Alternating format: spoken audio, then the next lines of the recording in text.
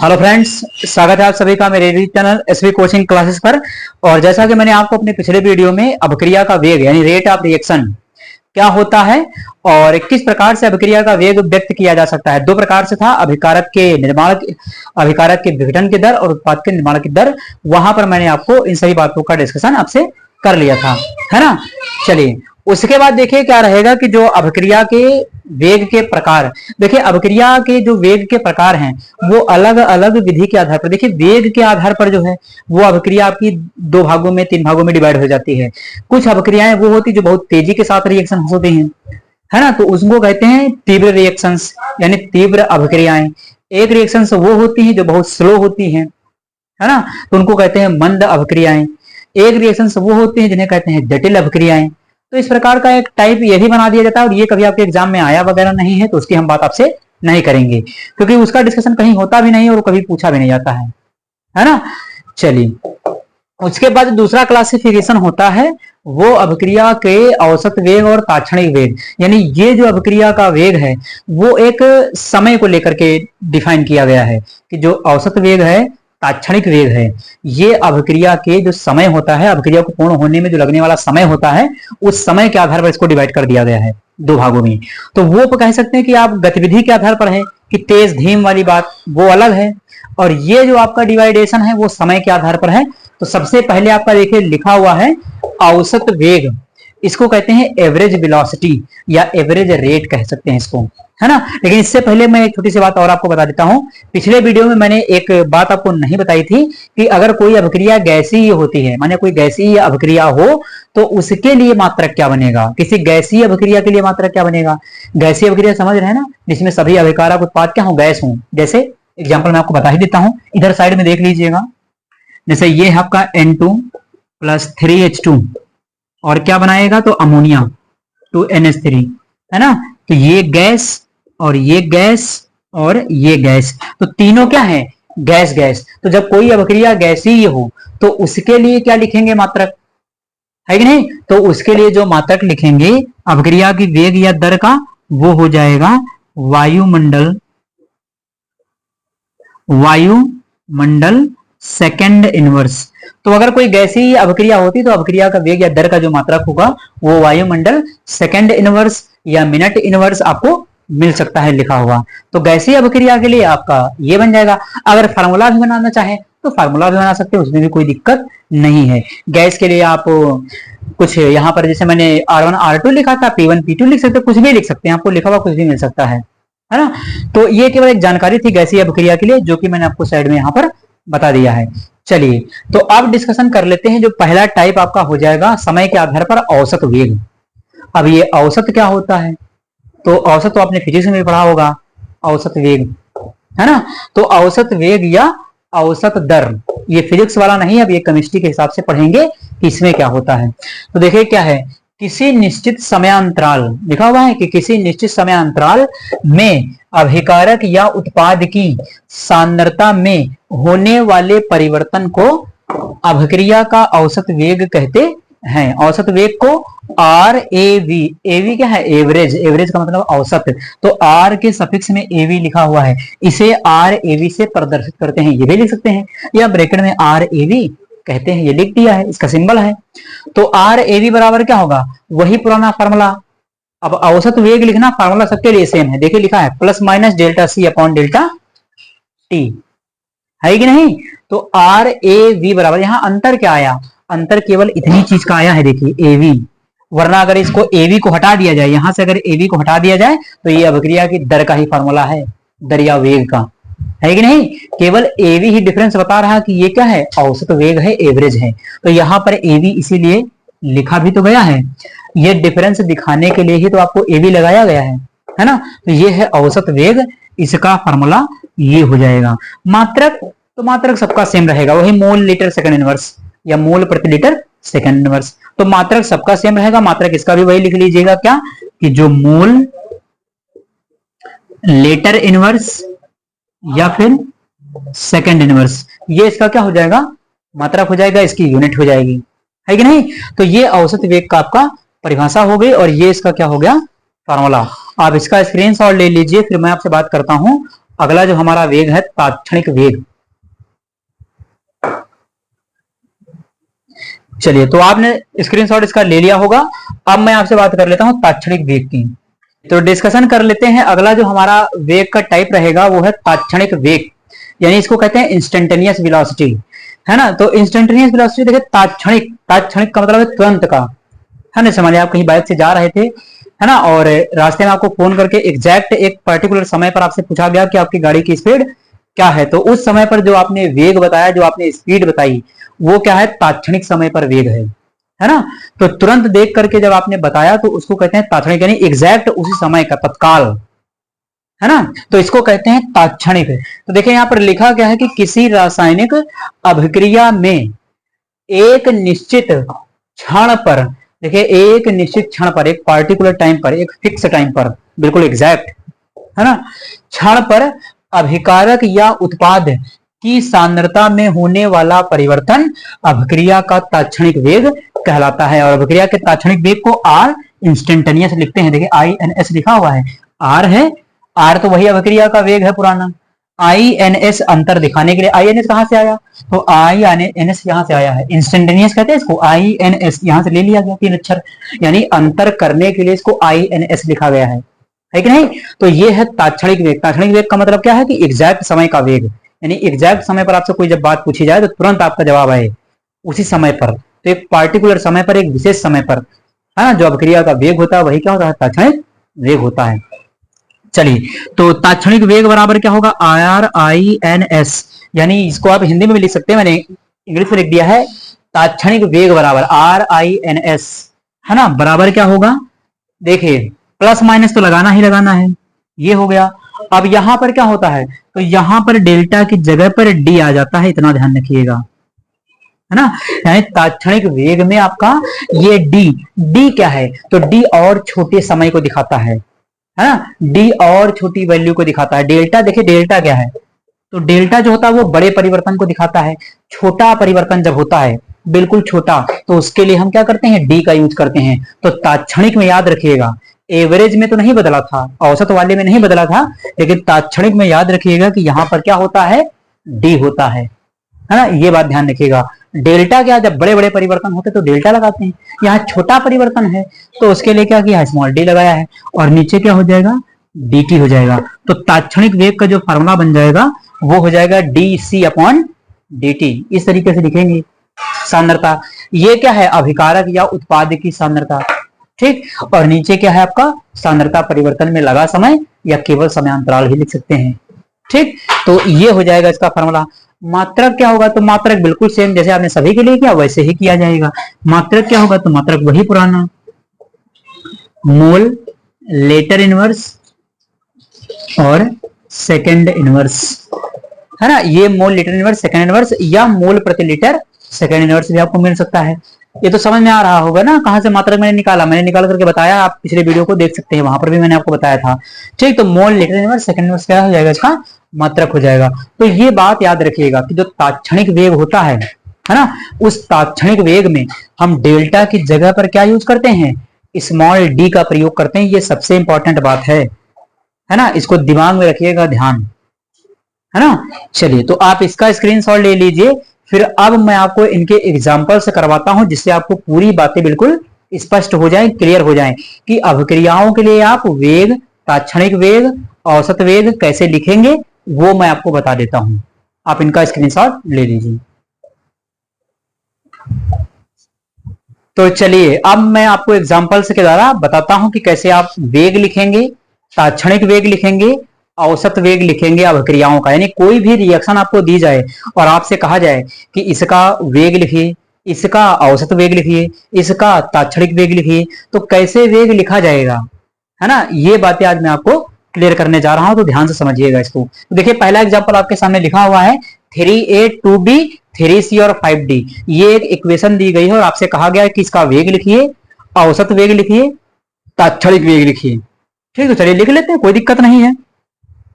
तो सबसे पहले इसमें अभिकारक कौन है, उत्पाद कौन है, सबसे पहली बात यही ध्यान रखिएगा, अभिकारक और उत्पाद पहचानना आना चाहिए। तो आप यहां पर यह ध्यान रखिएगा कि इस एरो के, यानी जो बीच में एरो है, इसके बाईं साइड में जितने भी लिखे होंगे इस साइड में इधर, वो सब आपके क्या होते हैं, अभिकारक होते हैं।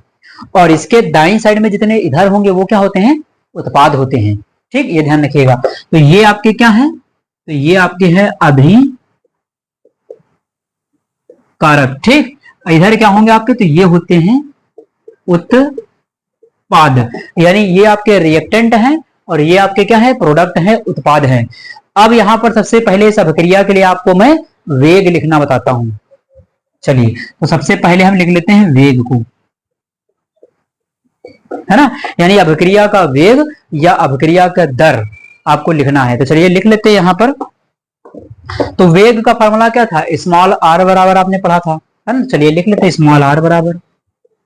अब देखिए सबसे पहले हमें किसका लिखना, अभिकारकों का। तो सबसे पहला अभिकारक कौन सा है, ए है, ध्यान दीजिएगा, ये है ना, ए है कि नहीं है यहाँ पर, तो ये ए लिखा हुआ है। तो चलिए हम लिख लेते हैं ए। ठीक, ये ए लिख लिया। अभी हम क्या लिख रहे हैं, वेग। वेग का फॉर्मूला क्या था, देखिए आर बराबर मैंने आपको बताया था प्लस माइनस, है ना, delta C upon delta T. ये मैंने आपको फॉर्मूला वेग का बताया था जब मैंने आपको वेग पढ़ाया था, प्रक्रिया का वेग या दर। ये फॉर्मूला बताया था कि अभिकारक उत्पाद दोनों के लिए लिखते हैं। तो अभिकारक कौन है, यहाँ पर ए, तो ब्रैकेट में लिख लिया ए की सांद्रता, है कि नहीं। उसके बाद देखिए यहाँ पर इसके सामने एक संख्या भी लगी है 3। तो ये जो संख्या लगी होगी कभी भी, है ना, ये जो संख्या लगी होती है उसको हमेशा 1 अपॉन में लिख देते हैं, यानी 1 के बटे में, हमेशा ध्यान रखिएगा। ठीक, तो यहां पर हम लिख देते हैं 1/3। थोड़ा सा इधर बढ़ा लेते हैं, 1/3 हो गया। ऐसा समझ में आया, जो भी संख्या लिखी होगी यहाँ पर, चाहे यहां हो चाहे उत्पाद में हो, चाहे अभिकारक में चाहे उत्पाद में, उस संख्या को हमेशा 1 के बटे में लिखना है, 1 अपॉन में लिखना है। तो देखिए मैंने क्या लिख दिया, 1/3, है ना। अब क्या करेंगे, तो इसके सामने देखिए ये क्या है आपका, ये आपका अभिकारक है। तो अभिकारक के सामने और क्या लगाते, डेल्टा लगाते थे। तो यहां क्या हो जाएगा, डेल्टा हो जाएगा। और क्या हो जाएगा, तो यहां पर आप ये है ना, यानी यहां पर क्या हो जाएगा, तो -1/3 डेल्टा ए हो गया। और आपका नीचे क्या था, जरा सा इसमें इधर बढ़ा देते हैं इसको, यहाँ पर डेल्टा, ये डेल्टा हो गया और नीचे हो जाएगा डेल्टा टी। तो ये देखिए पहले वाले अभिकारक के लिए मैंने अभिक्रिया का वेग लिख दिया, है ना। इसको आप यहां पर भी लिख सकते हैं, माइनस का सिंबल यहां लगा सकते हैं, कोई दिक्कत नहीं। तो ये हो गया। उसके बाद इसी के सामने बराबर में दूसरा अभिकारक कौन है, बी।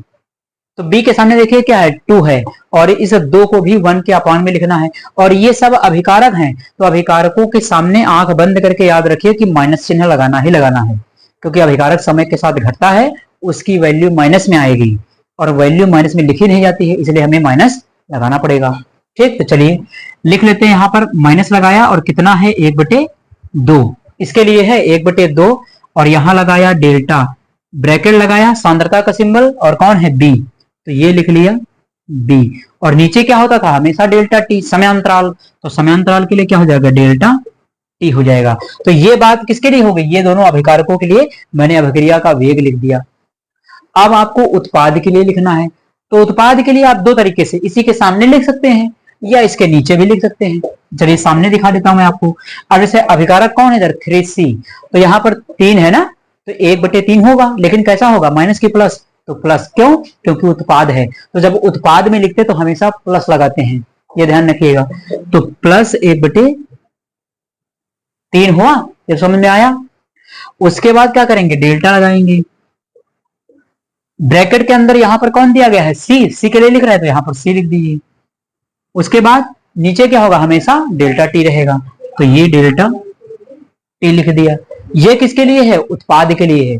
ये ध्यान रखिएगा कि उत्पाद के लिए हमेशा प्लस, और यहां वाली जो संख्या, जो भी संख्या होगी उसको 1 के बटे में लिखना है, 1 अपॉन। ठीक, तो 1/3 हो गया, सिंबल जरा सही से लगा लीजिए यहां पर। तो ये हो गया। ठीक, इसके लिए लिख लिया। अब डी के लिए लिख लीजिए, तो बराबर, फिर इसी के आगे है, इधर जगह नहीं इसलिए मैं नीचे लिख रहा हूं, है ना। तो 1 बराबर प्लस लगाया और 1/5, है ना। और क्या है, ये लगाया डेल्टा, और ब्रैकेट के अंदर क्या है, तो डी, और नीचे आपका क्या हो जाएगा, डेल्टा टी। तो इस अभिक्रिया के लिए जो वेग था वो मैंने आपको लिख करके बता दिया। अब इसके लिए औसत वेग कैसे लिखा जाएगा? तो औसत वेग में कुछ नहीं करना, सारी चीजें ऐसे ही उतार दीजिए, सारी ऐसे उतार दीजिए। केवल क्या करना है, एक छोटी सी चीज चेंज करना है। क्या चेंज करना है? तो जहां पर ये आर लिखा है, औसत वेग, नंबर 2 कौन सा है हमारा? औसत, औसत वेग। इसको हम आर ए वी से लिखते हैं, औसत वेग को आर ए वी से लिखते हैं। और जैसे आपने इसको लिखा है पूरा सेम टू सेम वैसे ही उतार दीजिए, है ना। चलिए तो देखिए ए के लिए तो फिर वैसे ही माइनस लगाया, 1/3 हो गया। यहां देखिए डेल्टा, इसमें कोई चेंज नहीं होता, केवल अंतर क्या है, आर ए और वी, यहां बताता है ये एवरेज, औसत। ठीक, चलिए तो ये हो गया। उसके बाद delta A upon delta T, पूरा ऐसे ही लिखते जाना है। अभिकारकों के लिए माइनस, उत्पाद के लिए प्लस, तो यहां -1/2 हो जाएगा, delta B upon delta T बराबर plus 1/3 delta C upon delta T, इस तरीके से। तो इन दोनों के लिए क्या है कि ये एवरेज रेट हो गया और ये वेग हो गया। अब इसके लिए क्या करना है, तात्क्षणिक वेग लिखना है। तो इन दोनों का स्क्रीनशॉट ले लीजिए, फिर मैं आपको तात्क्षणिक वेग लिखना बताता हूं। चलिए अब मैं आपको तात्क्षणिक वेग बता देता हूं कि कैसे लिखा जाएगा। ये तो समझ में आया होगा, अब एक एग्जांपल और बता दूंगा मैं आपको। चलिए तात्क्षणिक वेग नंबर 3 क्या है आपका, तात्क्षणिक वेग। तात्क्षणिक वेग लिखना, तात्क्षणिक वेग को कैसे लिखते थे, तो RINS, ये इसका सिंबल होता था तात्क्षणिक वेग का। अब पहले क्या है, तात्क्षणिक वेग में मैंने आपको बताया था कि डेल्टा की जगह पर स्मॉल डी का यूज करते हैं बस, यानी जहां जहां डेल्टा है वहां वहां पर स्मॉल डी आ जाएगा, बाकी वही संख्याएं 1/, के रूप में लिखी जाएंगी। अभिकारक है तो माइनस, उत्पाद है तो प्लस। चलिए लिख देते हैं यहां पर। तो लिखा क्या है, 3 है, 3 कितना होगा, 1/3, लेकिन कैसा होगा, माइनस का, क्यों, क्योंकि अभिकारक के लिए लिख रहे हैं। तो चलिए यहां पर लिख देते हैं -1/3। और यहां पर अब डेल्टा की जगह पर क्या लगाना, हमेशा डी लगाना है। ये अंतर है कि तात्क्षणिक वेग है। ठीक, पता चले कि ये तात्क्षणिक वेग लिख रहे हैं। तो डी हो गया, और कौन है अंदर, तो ए है तो ए लिख दिया, और नीचे भी क्या होगा आपका, dt होगा। तो जहां जहां पर आपने डेल्टा लिखा वहां वहां पर dt हो जाएगा। चलिए सेकंड वाला क्या है आपका, ये अभिकारक है b, तो b के लिए क्या है 1/2, है ना। ये माइनस का सिंबल लगाया और यहां पर हो गया d, ब्रैकेट में लिखा b, ये हो गया, और अपॉन में क्या है डी टी हो गया, ये हो जाएगा इसके लिए। उसके बाद अभिकारक के लिए हो गया, अब उत्पाद में आ जाइए c, है ना। c के लिए क्या है +1/3, और यहां लिखा d, है ना, d लिख दिया, और ब्रैकेट में क्या लिखेंगे c, और नीचे क्या हो जाएगा dt, ये हो गया। उसके बाद जो d वाला बचा है आपका 5d वाला, तो ये क्या हो जाएगा +1/5, ब्रैकेट में क्या हो जाएगा d/dt, ये लिख दिया इसके लिए तात्क्षणिक वेग। तो मैंने वेग, औसत वेग और तात्क्षणिक वेग इस रिएक्शन के लिए आपको बता दिया है। आप इसका स्क्रीनशॉट ले लीजिए, फिर मैं आपको एक एग्जांपल और भी करा करके बता देता हूं।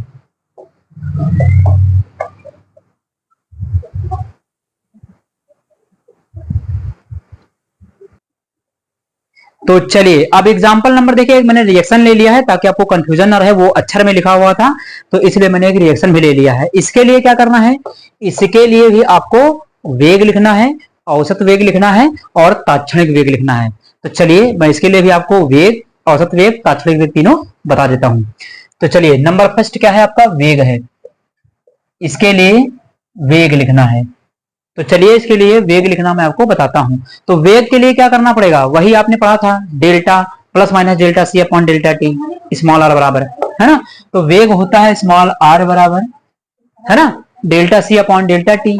अब ये क्या है, तो ये दोनों आपके हैं अभिकारक, यानी एरो के बाएं साइड में जो लिखा होगा वो अभिकारक हैं, और सामने वाला आपका ये क्या है, ये है उत्पाद, यानी ये अभिकारक है दोनों, है ना। इस साइड में अगर लिखना चाहे तो क्या लिख सकते हैं, ये है आपके अभिकारक, यानी ये अभिकारक है और ये उत्पाद है कि नहीं, ये पता होना चाहिए।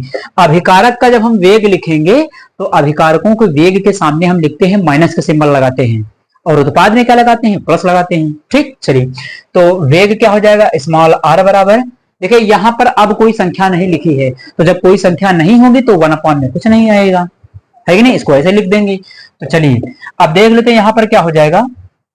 अब अभिकारक है ये, तो माइनस तो लगेगा ही, तो ये हो गया minus delta N2 upon delta upon हो जाएगा डेल्टा टी। देखिए ये समीकरण इसके लिए लिखी जाएगी, माइनस लगाया क्योंकि अभिकारक है, अभिकारक के लिए हमेशा माइनस लगाना है ब्रैकेट से बाहर। तो माइनस हो गया, डेल्टा हो गया, ब्रैकेट के अंदर N2 हो गया अपॉन डेल्टा टी हो गया। ठीक, दूसरा कौन है, देखिए यहां पर संख्या लगी है 3, तो जैसे ही कोई संख्या लगी होगी किसी के आगे तो उसको हमेशा 1 में लिखना है, 1 में, 1/3, 1/4, 1/5, 1/6, 1/7 जो भी लिखा होगा उसको 1 के बटे में। तो यहाँ पर 3 लिखा है, तो चलिए बराबर लगाया। अब ये अभिकारक है ना, तो सबसे पहले माइनस लगाइए, तो ये माइनस लगा दिया और यहाँ पर लिखा 1/3 ये लिखा। उसके बाद क्या है, आप लगाएंगे डेल्टा का सिंबल, तो ये डेल्टा हो गया। उसके बाद ये ब्रैकेट लगाया सांद्रता का, कौन है, हाइड्रोजन है, तो H2 लिख दीजिए इसके अंदर, तो ये H2 हो गया। और नीचे क्या होगा, तो डेल्टा टी, वही पुराना, तो ये हो गया डेल्टा टी। इतनी बात समझ में आई। अभिकारक के लिए माइनस का सिंबल लगाते हैं और जो संख्या दी गई होती है उसको 1 के बटे में लिख देते हैं। अब उत्पादों की बात कर लीजिए, उत्पाद देखिए एक ही है, NH3 अमोनिया। ठीक, तो उत्पाद के लिए जब लिखेंगे तो हमेशा प्लस का सिंबल लगाएंगे और संख्या जो है वो 1 बटे में लिखी जाएगी, 1 के बटे में, है ना। तो यहां पर लगाया प्लस और ये हो गया 1/2, है ना।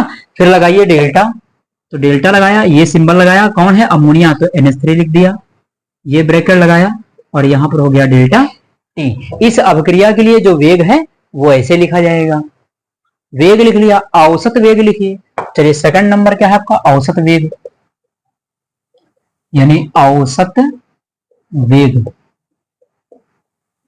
औसत वेग में क्या करना है, RAV, बाकी सब ऐसे ही उतारना है, औसत वेग में कोई डिफरेंस नहीं होता है।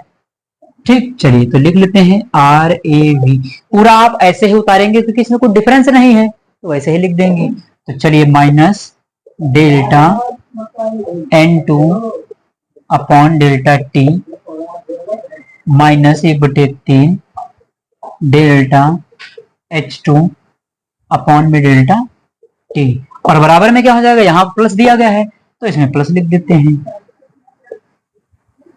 ये आपका हो जाएगा delta NH3 upon delta T. इतनी बात तो आपको क्लियर हो गई होगी कि औसत वेग में कोई खास अंतर नहीं है, केवल अंतर जानते हैं क्या है, यहां पर आपने अगर AV लिख दिया तो वो एवरेज हो जाएगा, अगर AV को हटा दिया तो वो केवल वेग हो जाएगा। ठीक, चलिए ये हो गया। अब मैं आपको इसके लिए तात्क्षणिक वेग लिखना बता देता हूं। नंबर 3 क्या है आपका, तात्क्षणिक वेग। तात्क्षणिक वेग, तात्क्षणिक वेग को लिखते हैं RINS से, है ना, तात्क्षणिक वेग। तो इसके लिए तात्क्षणिक, देखिए तात्क्षणिक वेग में क्या करना होता है, जहां जहां पर डेल्टा है, जहां जहां पर डेल्टा है वहां पर क्या आ जाएगा, स्मॉल d आ जाता है, बाकी सबको ऐसे लिखना है। अभिकारक के लिए माइनस, 1 बटे में संख्या, अब उत्पाद के लिए क्या हो जाएगा, प्लस हो जाएगा और संख्याएं 1 बटे में चली जाएंगी। चलिए कर देते हैं। तो सबसे पहले यहाँ पर कौन है, नाइट्रोजन, तो चलिए नाइट्रोजन के लिए कोई संख्या तो लगी नहीं, अगर यहाँ संख्या लगी होती तो 1 में लिखते, यहाँ कोई संख्या नहीं, तो जब संख्या नहीं तो ऐसे लिखेंगे। चलिए तो यहाँ माइनस लगाया और यहाँ लगाया D, देखिए यहाँ पर D आता है तात्क्षणिक वेग में, ये ध्यान रखिएगा। ठीक, और ब्रैकेट के अंदर क्या है, तो N2 है यानी नाइट्रोजन। ठीक, ये हो गया। उसके बाद क्या है, नीचे आपका वही समय डेल्टा टी, डेल्टा टी नहीं बल्कि dt होगा, है ना, क्योंकि तात्क्षणिक लिख रहे हैं, तो dt हो गया ये इसके लिए। उसके बाद क्या है, हाइड्रोजन है, तो चलिए यहां पर संख्या लिखी हुई 3, तो इसको 1/3 लिखेंगे और किसमें होगा, माइनस में, क्यों, क्योंकि अभिकारक है। चलिए तो माइनस 1/3 हो जाएगा। क्या लिखना है, तो D और ब्रैकेट में कौन है यहाँ पर, तो H2 है यानी हाइड्रोजन है, और नीचे क्या होगा, डेल्टा T हो जाएगा, यानी माइनस 1/3 और डेल्टा नहीं बल्कि, तो यहां पर देखिए क्या हो जाएगा, माइनस 1/3 D अपॉन dt हो जाएगा। D क्यों आ रहा है, क्योंकि तात्क्षणिक वेग लिख रहे हैं इसलिए। ठीक, चलिए तो ये हो गया आपका हाइड्रोजन के लिए। अब उत्पाद में आ जाइए, अमोनिया गैस। तो चलिए इसके लिए, अब ये अभिकारक उत्पाद है तो उत्पाद के लिए क्या करते हैं, प्लस का चिन्ह लगाते हैं, है ना। ये अमोनिया क्या है, अमोनिया उत्पाद है और उत्पाद के लिए हमेशा प्लस का चिन्ह लगाते हैं। और यहां पर देखिए संख्या लगी है 2, तो इसको जो है 1 में लिख देंगे, यानी 1/2। ठीक, चलिए प्लस लगाया, 1/2 लिख दिया, प्लस 1/2, और यहां लगाया डी जानना है, तात्विक वेग है इसलिए। उसके बाद NH3 लिखा, अमोनिया लिख दिया, और नीचे क्या होगा, वही DT। अब यहाँ डेल्टा नहीं होगा क्योंकि तो तात्क्षणिक वेग की पहचान है, वहां पर डी होता है। चलिए, तो डी हो गया, DT ये हो गया। तो आपका औसत वेग हो गया, ये आपका वेग हो गया, औसत वेग हो गया, तात्क्षणिक वेग हो गया। इस प्रकार से किसी भी रिएक्शन के लिए, है ना, औसत वेग, वेग और तात्क्षणिक वेग आप लिख सकते हैं, है ना। उम्मीद करता हूं कि आप सभी को ये समझ में आया होगा, जो आज वेग का प्रकार था और इसके मैंने कुछ एग्जांपल आपको वेग लिखना बताया कि वेग कैसे लिखेंगे, तात्क्षणिक वेग कैसे लिखेंगे, औसत वेग कैसे लिखेंगे किसी भी रिएक्शन के लिए, है ना। आपकी स्क्रीन पर एक क्वेश्चन आ गया है, आप इस क्वेश्चन को भी सॉल्व करिएगा। अगर ये नहीं हो पाता है, इसके लिए भी आपको वेग, औसत वेग, तात्क्षणिक वेग तीनों लिख करके बताना है मुझे। और अगर नहीं हो पाता तो कमेंट बॉक्स में पूछ भी सकते हैं, मैं भी इसका उत्तर आपको बता दूंगा। तो चलिए फिर मिलते हैं अपने नेक्स्ट लेक्चर में। Thanks for watching this video.